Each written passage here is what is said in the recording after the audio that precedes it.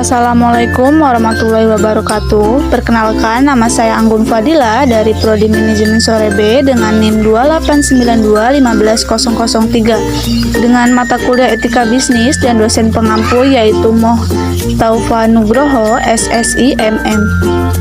Yang pertama yaitu ada pasar persaingan sempurna. Pasar persaingan sempurna adalah pasar yang di dalamnya terdapat banyak penjual dan pembeli. Namun demikian, kedua pihak tidak dapat memengaruhi harga karena harga telah ditentukan oleh pasar itu sendiri, keseluruhan permintaan dan penawaran. Lalu ada pengertian pasar bebas.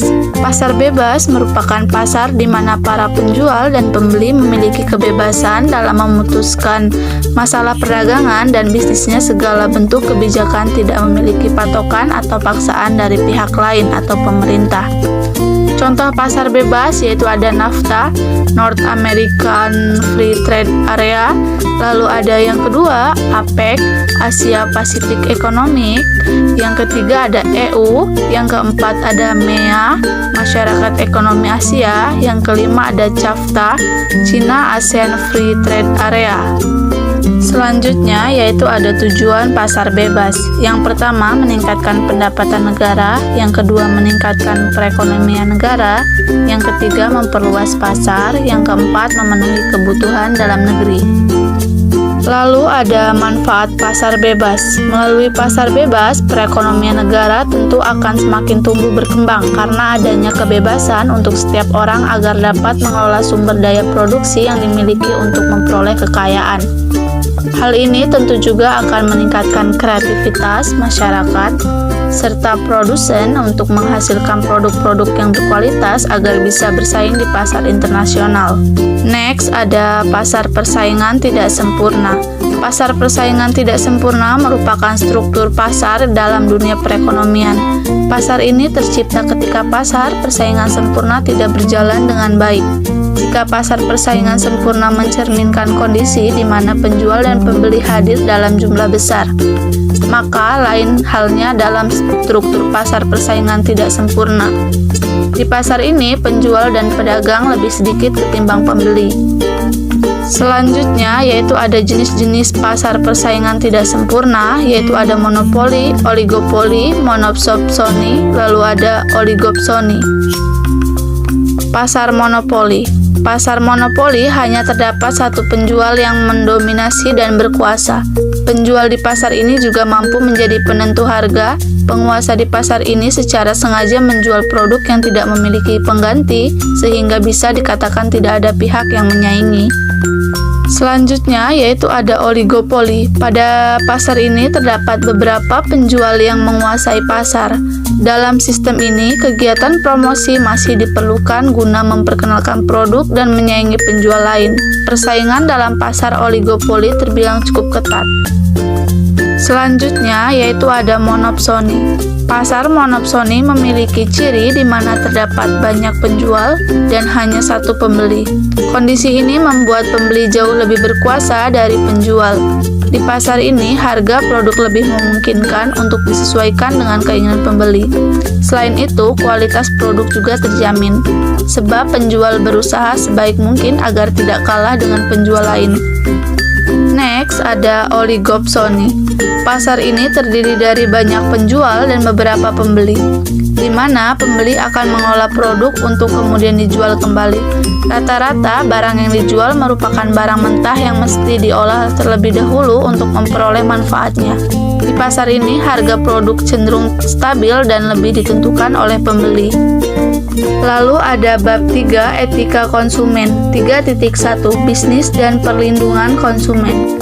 Di lingkungan masyarakat telah tumbuh etika bisnis, khususnya berkaitan dengan perlindungan konsumen, yang pada pokoknya telah cukup memberikan perlindungan kepada konsumen dari tindakan-tindakan pelaku bisnis atau pelaku usaha. Namun demikian, etika saja masih dianggap kurang tanpa hukum. Karena memperlakukan etika perlu ditegakkan secara hukum. Etika seperti halnya norma kesusilaan, norma kesopanan, dan norma agama.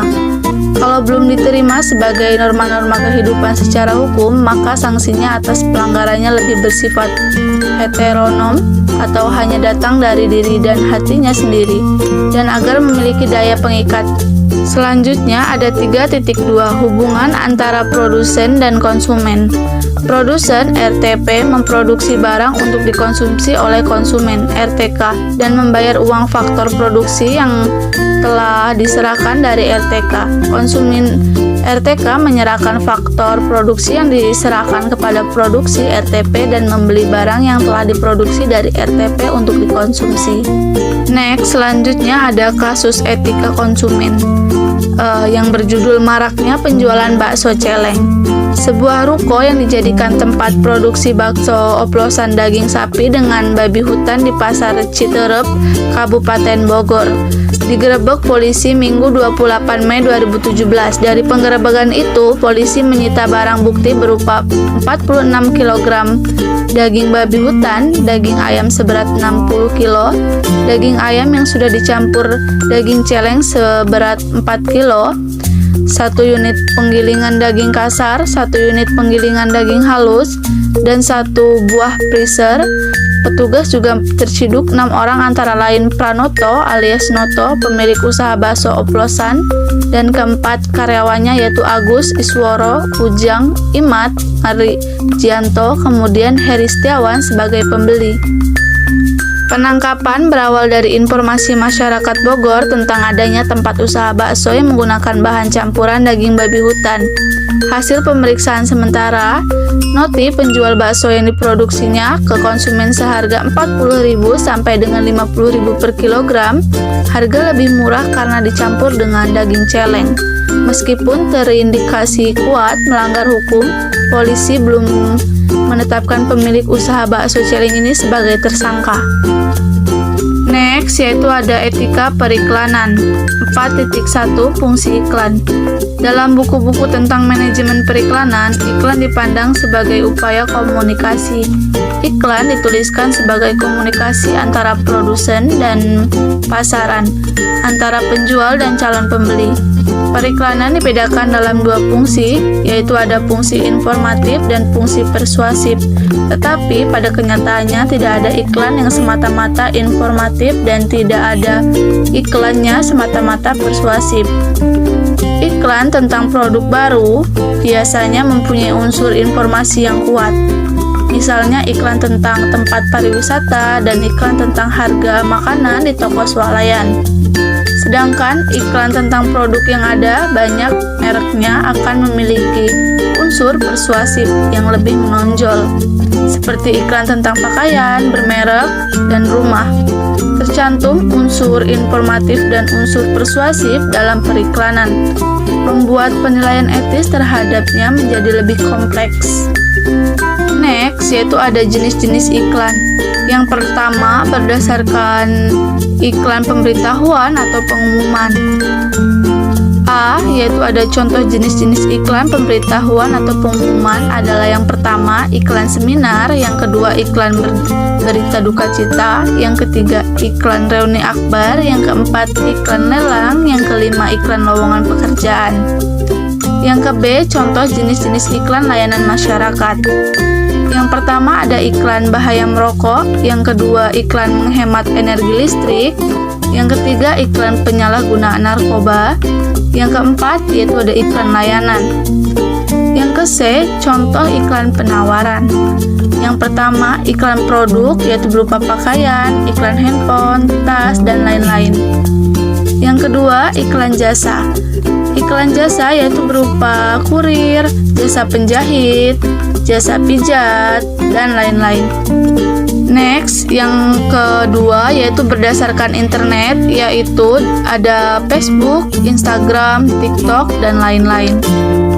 Selanjutnya yaitu ada kasus etika periklanan. Pernah melihat iklan mie sedap versi ayamku? Di iklan tersebut ada seorang anak bernama Adi yang menanyakan keberadaan ayam peliharaannya setelah menyantap mie instan rasa kaldu ayam.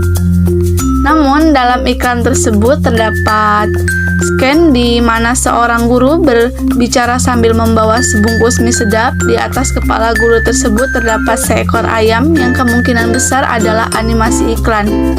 Ini dianggap melecehkan profesi seorang guru.